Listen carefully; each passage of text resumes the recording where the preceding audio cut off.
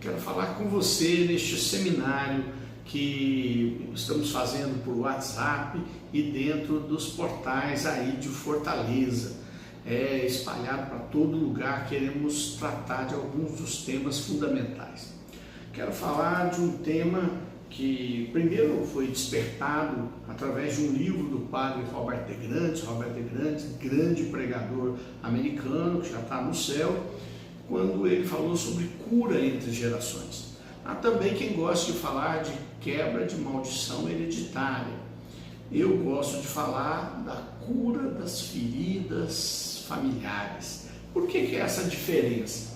A diferença é que quando trata de a cura entre gerações, fica a impressão de uma coisa um pouco espírita, não é? Vamos lá ter as pessoas que são os nossos antepassados, vamos curá-los, o que não é possível.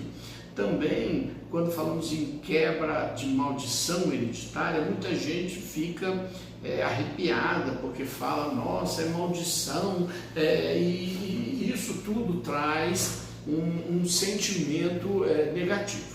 Quando eu trato de cura das feridas familiares, eu estou dizendo que nós recebemos herança, cura das heranças negativas.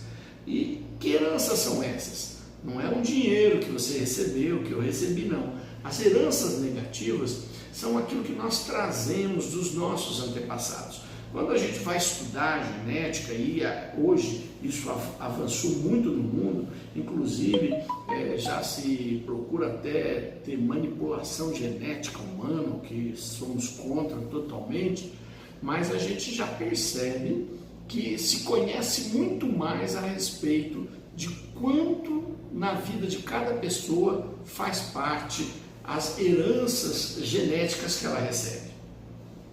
Certamente você parece ou com seu pai, ou com a sua mãe, ou um pouco dos dois, ou com seus avós, porque a genética não é uma ciência onde a pessoa se torna 50% de cada um. Não, há uma mistura e você pode, por exemplo, trazer muito mais características do seu pai do que da sua mãe, ou do seu avô e até do seu bisavô. Acontece que normalmente a gente olha as características físicas e esquecemos que nós não somos somente um corpo, nós somos corpo, alma e espírito. E, portanto, nós recebemos estas heranças em todas as nossas dimensões. Muita gente diz que certamente quem teve um grande homem, uma grande mulher de oração na sua história hereditária, uma avó, um bisavô, acaba tendo um coração voltado para Deus. E é por isso que a gente trabalha tanto nessa questão familiar, de que a família é um berço do Espírito Santo, porque ali vai se multiplicando e vai sendo transmitidos os genes da fé. A Bíblia é cheia de momentos onde os profetas, Novo Testamento, Antigo Testamento, vai tratar desse assunto. Quero citar aqui hoje Ezequiel capítulo 20, que está falando de uma questão da idolatria, e diz assim: no 7º ano do 5º mês, do 10º dia do mês, alguns anciãos de Israel vieram consultar o Senhor. Sentaram-se diante de mim, diz o profeta Ezequiel.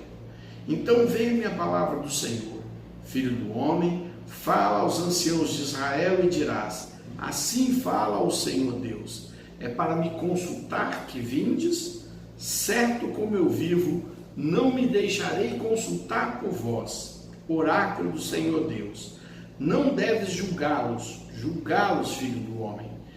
Faze-os conhecer as abominações de seus pais.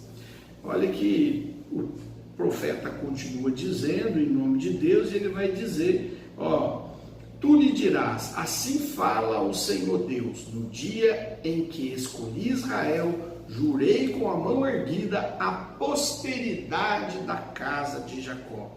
Dei-me a conhecer a eles na terra do Egito, e jurei-lhes com a mão erguida, dizendo, eu sou o Senhor vosso Deus.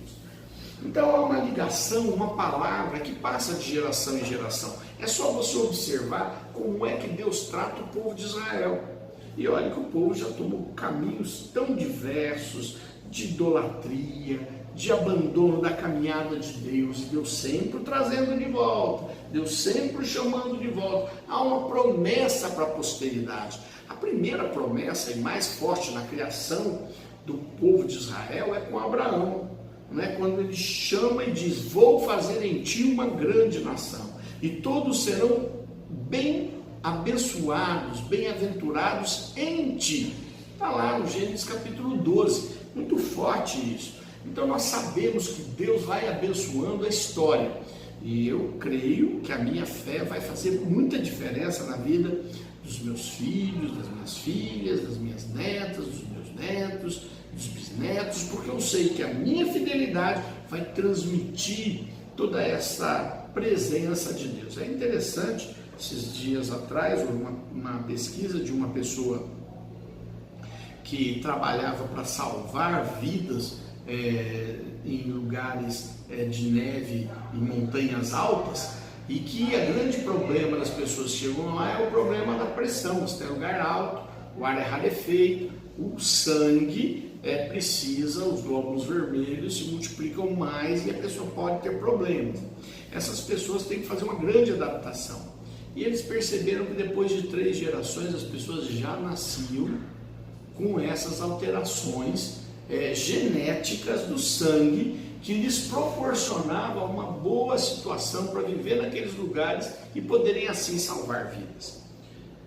Isso significa também que tem um lado negativo. Assim como tem um lado positivo de transmitir a bênção, de transmitir os talentos de Deus, existe o lado negativo, que são as feridas que trazemos e herdamos dos nossos pais. Que tipo de feridas? Feridas emocionais, feridas sentimentais, problemas de caráter. Aquele momento que narra o Gênesis entre Isaac e seu filho, demonstrando claramente a mesma fraqueza de Abraão com Isaac. Abraão se fazendo de irmão de Sara, sua esposa, com medo, uma fraqueza de caráter, a covardia, com medo das pessoas matarem para ficar com a sua mulher. E Isaac com Rebeca, a mesma situação. Isso demonstra o quê? Que a gente recebe características positivas de caráter e negativas. Quando você sabe, e eu digo sempre para as pessoas, que você tinha características de caráter muito negativas, encontrou-se com Jesus, mudou de vida, espera que teus filhos não manifestem essas características. Não, eles vão manifestar algumas delas, e é por isso que cabe a cada um de nós fazer um trabalho de oração por isso, porque a libertação que Jesus obteve por nós, Jesus morrendo na cruz, ele derramando o seu sangue por nós, todas as feridas foram colocadas sobre o seu ombro. E quando Jesus ressuscita dos mortos, então ele carrega e renova e faz homens e mulheres novos. É isso que o batismo faz. Por isso que muita gente não entende, porque fala: eu não fui batizado, e quando eu fui batizado eu não nasci um homem novo, eu não sou uma pessoa nova. Claro que é, então você também deveria ter uma aparência diferente, uma mente diferente, e não é bem assim. Você nasce de novo, mas essas características que são suas precisam ser abençoadas pelo poder do sangue de Jesus para irem sendo transformadas a tal ponto que os teus herdeiros não as recebam mais. Então há muita maldição mesmo. A gente não gosta da palavra, muita ferida, que é uma realidade.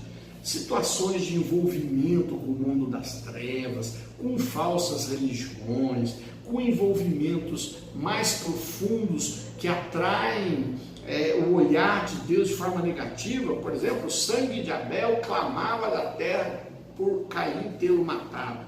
Então o assassinato, a superstição, a feitiçaria, eles carregam em si mesmo uma contaminação. E quando a gente reza, Sendo Jesus Deus e homem, e sendo Ele o pleno libertador, nós vamos colocando essas coisas nas mãos de Jesus, vamos quebrando, libertando e transformando. É isso que a gente precisa fazer.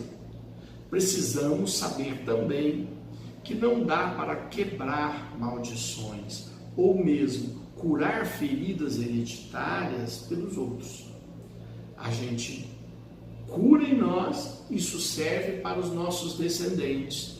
Isso liberta aqueles que estão na mesma, lado a lado, na árvore genealógica. Quer dizer, meu irmão, minha irmã, meu primo, minha prima, eles estão no mesmo lado, mas eu não consigo fazer por um terceiro.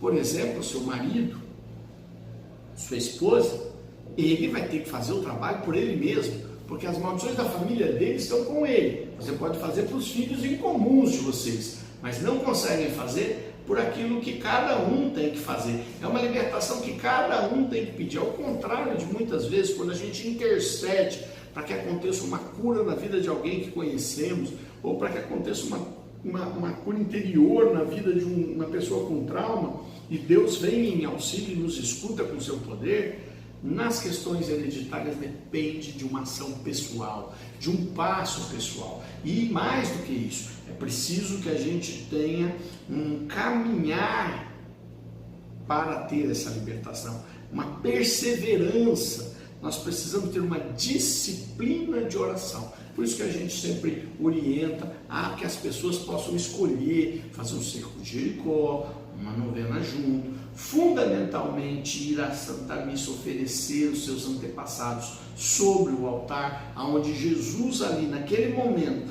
em que ele é transubstanciado, o céu se abre, não tem passado nem presente, porque o Deus de 2000 anos atrás, 2018 anos atrás, está ali no altar. Portanto, o céu se abriu, há um caminho aberto para cura e libertação. Hoje quero terminar dizendo isso para você. Primeiro, percebe que assim como eu, você também tem feridas. Feridas que não são só suas, são hereditárias. Percebe que assim como eu, você traz nas suas heranças, na sua genética, traz comportamentos, características, problemas de caráter que precisam ser libertos, além de contaminações espirituais.